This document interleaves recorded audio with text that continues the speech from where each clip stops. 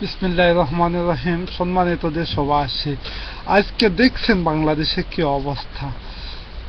সম্মানিত বাংলাদেশ আইন শৃঙ্খলা রক্ষা বাহিনী রক্ষক বাহিনী, আপনারা হয়েছেন দেশের সবকিছু, আপনারা দেশের ভবিষ্যৎ। মনে রাখিয়েন, আপনারা এমন কোনো কিছু করতে যাইবেন না যাতে আপনাদেরকেও ফালাই যেতে হয় মঈনুদ্দিন ফখরুদ্দিনের মতো। আপনারা সব সময় লক্ষ্য রাখবেন, কিন্তু আপনাদের এখন ক্ষমতা কিন্তু জনগণের ঊর্ধ্বে নয়। আজকে জনগণকে এইভাবে মারে, এই আওয়ামী সন্ত্রাসী বাকশালী নেতৃবৃন্দকে আপনারা শক্তিশালী করবেন, তারপরে আপনাদেরকে অবশ্যই বিচারের কাঠগড়ে দাঁড়াতে হবে। আপনারা এমন কোনো পরিস্থিতি সৃষ্টি করবেন না যাতে আপনাদেরকে আদালতের কাঠগড়ে দাঁড়াতে হয়। আপনারা আসুন, জনগণের কাতারে আসুন, দেশ এবং জাতিকে রক্ষা করেন।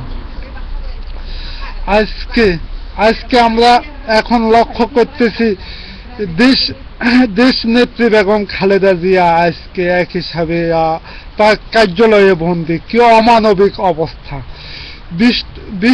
বিশ্ববাসী ভালো করে জানে, তাদেরকে নাস্তিক কুলাঙ্গার সরকার বলে দাবি করেছে আওয়ামী সন্ত্রাসী সরকারকে। সম্পূর্ণ বিশ্ববাসী আজকে যখন একসাথে আমাদের ডাকে সাড়া দিয়েছে, তখন আমরা এখন ধীরে ধীরে বাংলাদেশের গণতন্ত্রকে উদ্ধার করার জন্য আবার পুরো প্রস্তুতি নিয়েছি। আমাদের নেতৃত্বে আজ আমাদের নেত্রী কি অবস্থানে আছে, আপনারা তো ভালো করে দেখতেছেন। সম্মানিত দেশবাসী, আজকে দুঃখে বুক ভাসে যায়। সম্মানিত দেশবাসী, এই জাতিকে এভাবে ধ্বংসিত দেখতে চাই আমরা। এই জাতিকে আমরা মাথা উঠে দাঁড়াইতে দেখতে চাই না। আমার নেত্রী আজ এই অবস্থায় আছে। আমাদের 1757 সালে বীর নবাব সিরাজউদ্দৌলা যেভাবে বন্দী অবস্থায় ছিলেন, ঠিক সে অবস্থায় আছে। এই নেত্রী গড়ে উঠেছিল বাংলাদেশের প্রযুক্তি বিশ্ববিদ্যালয়। এই বিশ্ববিদ্যালয় দিয়ে আজকে আমরা বিশ্বমানে পরিচিত হয়েছি মানব হিসাবে, কিন্তু আমাদের কোনো গ্রহণযোগ্যতা ছিল না এর আগে বিশ্বজুড়ে। আমাদের গ্রহণযোগ্যতা ছিল একটা কুলি জীবন হিসাবে। আজকে আমাদের প্রযুক্তি দিয়ে বিশ্ব রেকর্ড করেছে। এমনকি এই নেত্রী আজকে এই অবস্থায় আছে সন্ত্রাসীদের কাছে এক হিসাবে গৃহবন্দীর মতো।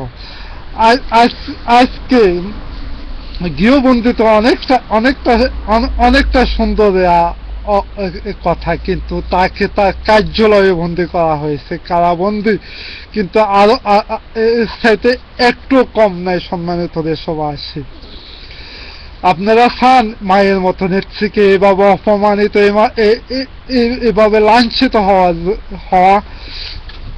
সম্মানিত দেশবাসী, এই নেত্রীর একমাত্র স্বপ্ন এই জাতিকে উদ্ধার করা, এই জাতিকে তার ছেলের মতো ভালোবাসে, তার নিজের মতো ভালোবাসে।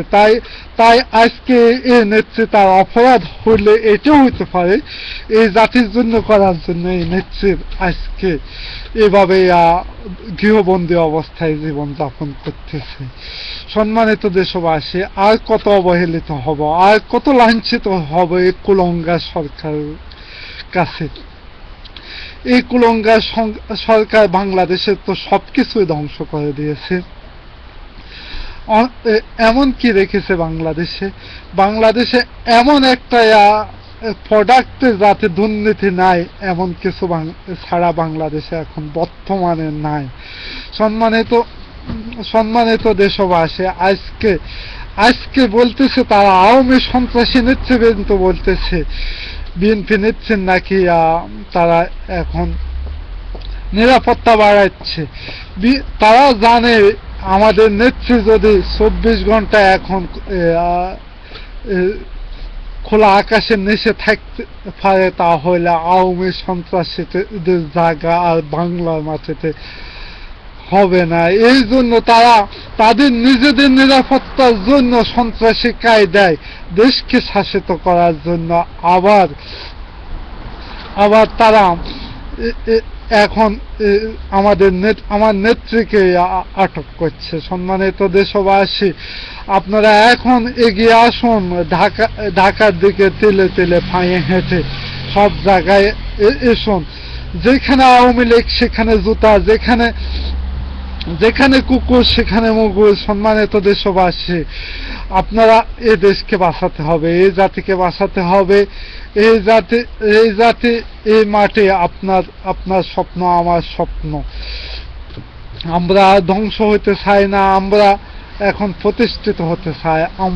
আমরা বিশ্বমানে মাথা উঁচু করে দাঁড়াতে চাই। সম্মানিত দেশবাসী, আপনারা যখন খুব ছোট অবস্থায় পড়েছিলেন বকুলপুরের স্বাধীনতা গল্পটা, সেই শক্তিশালী রুস্তমের যে অবস্থা হয়েছিল, ঠিক সে অবস্থা করে দেন আপনি এই সন্ত্রাসী নেতৃবৃন্দদের।